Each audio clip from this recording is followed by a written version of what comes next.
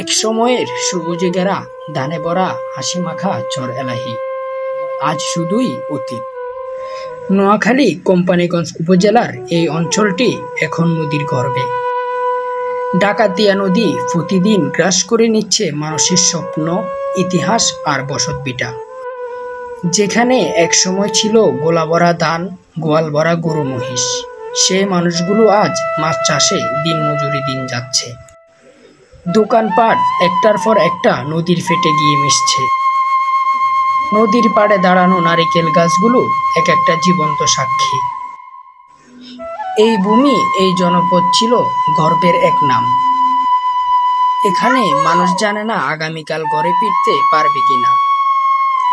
শিশুদের স্কুল, বয়স্কদের বসার উঠান, সব হারিয়ে যাচ্ছে এক ভয়াল নীরবতায়। তবে হার মানেনি এখানকার মানুষ। বাঁচার লড়াইয়ে তারা চালিয়ে যাচ্ছে প্রতিদিন, প্রতিনিয়ত। তাদের এই কষ্ট, এই সংগ্রামের কথা দেশবাসীকে জানাতে হবে। আজ সেই জন্যই এই ভিডিও।